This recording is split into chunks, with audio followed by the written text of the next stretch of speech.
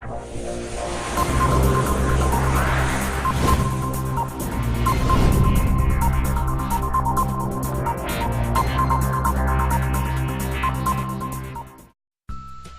Friends, welcome to Kamala Telugu channel. ఎలా ఉన్నారండి అందరూ? నేనైతే చాలా బాగున్నానండి. మీరందరూ ఎలా ఉన్నారనేది నాకు కామెంట్ సెక్షన్లో తెలియచేయండి. ఈరోజు వచ్చేసేటప్పటికి చూస్తున్నారు కదా, ఇడ్లీ పిండి ఎలా మనం స్మూత్గా ఇడ్లీ రావాలంటే ఎలా మనం ఇడ్లీ పిండి మనం మిక్స్ చేసుకోవాలి ఏంటనేది నేను మీతో షేర్ చేసుకుంటున్నానండి. ఈ వీడియో పూర్తిగా చూడండి ఫ్రెండ్స్. ఈ వీడియో కనుక నచ్చినట్టయితే లైక్ చేయండి, అలాగే మీ ఫ్రెండ్స్ అండ్ రిలేటివ్స్కి షేర్ చేయండి. నా ఛానల్ కొత్తగా చూస్తున్న వారైతే కనుక సబ్స్క్రైబ్ చేసుకోండి, పక్కనే ఉన్న బెల్ ఐకాన్ కూడా యాక్టివేట్ చేయండి. నేను ఎప్పుడు వీడియో అప్లోడ్ చేసినా నోటిఫికేషన్ అనేది మీ వరకు వస్తుంది ఫ్రెండ్స్. ఇంకెందుకు ఆలస్యం, మనం మన వీడియోలోకి వెళ్ళిపోదాము. ముందుగా ఇక్కడ నేను తీసుకున్నాను 1 గ్లాసున్నర పప్పు అనేది నానబెట్టుకున్నానండి. ఎర్లీ మార్నింగ్ టైంలో నానబెట్టుకున్నాను. ఇది ఈవినింగ్ టైం 3:30 ఆ టైం అయిందండి. ఇక్కడ నేను సరార్థర్ కాటన్ ఇడ్లీ రవ్వ అనేది నేను యూస్ చేస్తున్నాను. ఇక్కడ 5 kgs బ్యాగ్ అండి. ఇది నేను ఒక బాక్స్లోకి అనేది తీసుకుంటున్నాను. ఇది వచ్చేసేటప్పటికి నేను ఒక 5 గ్లాసెస్ అనేది నేను ఇడ్లీ పిండికి 1.5 గ్లాస్కి 5 గ్లాసెస్ ఇడ్లీ రవ్వ అనేది నేను యాడ్ చేసుకుంటున్నానండి. ఒక బౌల్లోకి పోసుకుంటున్నాను. మనం పప్పు పట్టుకోవడానికి 1 గంట ముందు నానబెట్టుకుంటే ఇడ్లీ రవ్వ సరిపోతుందండి. అలాగే నేను కూడా 1 గంట ముందు ఒక 5 గ్లాసెస్ ఇడ్లీ రవ్వ అనేది నేను ఒక బౌల్లో వేసుకుని నానబెట్టుకుంటున్నాను. వాటర్ అనేది పోసేస్తున్నాను. ఫుల్గా వాటర్ పోసేసి నానబెట్టుకోవాలి.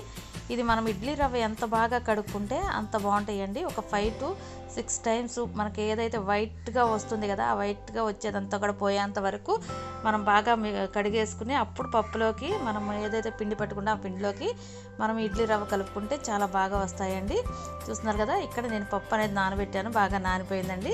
పప్పు కూడా బాగా కడిగేసుకున్నాను. కడిగేసిన తర్వాత నేను మంచి వాటర్ పోసేసుకుని నెక్స్ట్ వచ్చిన తర్వాత ఇక్కడ అటుకులు అండి, ఒక చిన్న బౌల్ అటుకులు అనేది ఒక 50 grams ఉంటాయి. అటుకులు అనేవి నేను ఈ పప్పులో నానబెట్టేసుకుంటున్నానండి, వేసేసుకుంటున్నాను.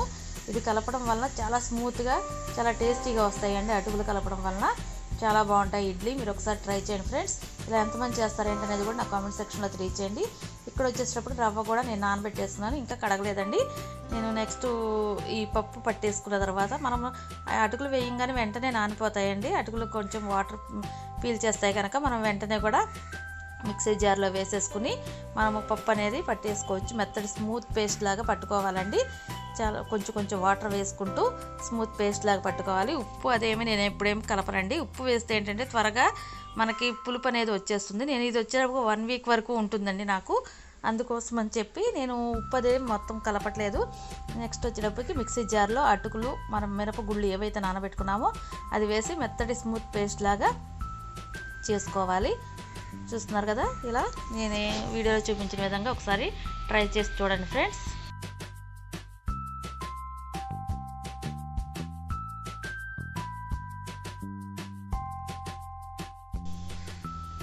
మొత్తం మినపప్పు మొత్తం కూడా మనం ఇలాగే పట్టేసుకోవాలి. స్మూత్ పేస్ట్ లాగా చేసుకొని బాగా మెత్తడి పేస్ట్ లాగా చేసుకొని అలానే వాటర్ పోసి ఎక్కువ వాటర్ పోసి పలచగా అయితే చేయొద్దు. కొంచెం తిక్కుగా ఉండాలి. అంటే మీడియం బ్యాటర్ అనేది మనం రెడీ చేసుకోవాలి. చూస్తున్నారు కదా, ఇలా మొత్తం అంతా కూడా నేను మిక్సీ స్మూత్ పేస్ట్ అనేది రెడీ చేసేసుకున్నాను.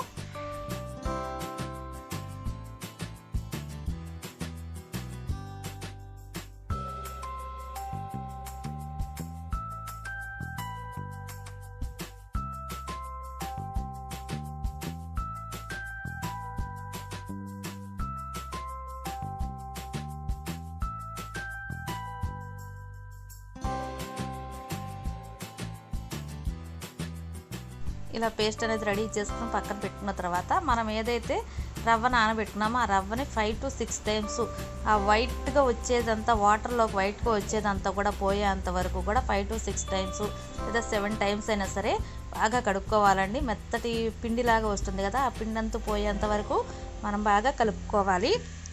కడుక్కుని అప్పుడు మనము ఈ పిండిలోకి మనం అదనేది రవ్వ అనేది గట్టిగా పిండేసి పిండిలోకి కలుపుకోవాలండి. మనం ఎప్పుడైతే మనం రవ్వ కలుపుతున్నామో అప్పుడు ఆ రవ్వని గట్టిగా పిండండి, వాటర్ లేకోకుండా బాగా గట్టిగా పిండేసేసి మనం అప్పుడు ఇడ్లీ పిండిలోకి మినపగుళ్ళతో పట్టాం కదండి పేస్ట్, ఆ పిండిలోకి మనం ఈ రవ్వ అనేది బాగా కలుపుకోవాలి.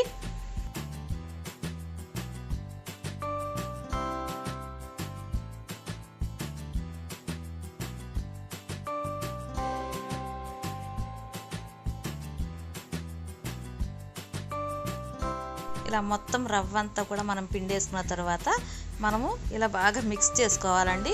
మనం గరిటెతో అయితే కనుక మొత్తం కలిసిందో లేదో తెలియదు కనుక నేను హ్యాండ్తోనే మిక్స్ చేస్తున్నాను. బాగా కలుపుకోవాలండి. ఎక్కడ కూడా మనకి రవ్వ అనేది లేకోకుండా మొత్తం కలుపుకోవాలి. చూస్తున్నారు కదా, ఇలా మొత్తం కలుపుకుంటే మనకు ఇప్పుడు హాఫ్కి వచ్చింది కదండి. ఇది పర్మనెంట్ అయితే కనుక ఎర్లీ మార్నింగ్కి వచ్చేటప్పటికి ఎలా అవుతుందో మీరు ఒకసారి చూడండి. ఇది ఇప్పుడు వచ్చేటప్పటికి హాఫ్ వరకే ఉంది. చూస్తున్నారు కదా, సగం మాత్రమే బ్యాటర్ ఉంది. నెక్స్ట్ ఎర్లీ మార్నింగ్ ఎలా ఉంది ఏంటనేది నేను మీతో షేర్ చేసుకుంటాను. బాగా ఉబ్బుతుందండి, బాగా పై వరకు వస్తుంది. మనకు మొత్తం కూడా బాక్స్ పై వరకు కూడా వచ్చేస్తుంది. చూస్తున్నారు కదా, మొత్తం బాక్స్ అంతా కూడా పై వరకు వచ్చేసింది. అలా వస్తేనే మనకి ఇడ్లీ అనేది చాలా స్మూత్గా, చాలా వైట్గా, టేస్టీగా ఉంటాయండి. చూస్తున్నారు కదా, ఇలా పైకి వచ్చేసేయాలి. మనం కలుపుకునే విధానంలోనే కరెక్ట్గా కలుపుకుంటే అలా వస్తుంది. నెక్స్ట్ నేను దీంట్లో ఉప్పు ఏమీ కలపట్లేదండి. ఈ చిన్న బౌల్లోకి అనేది నేను తీసుకుని అందులో ఉప్పు కలుపుకుని బాగా మిక్స్ చేసుకుంటున్నాను.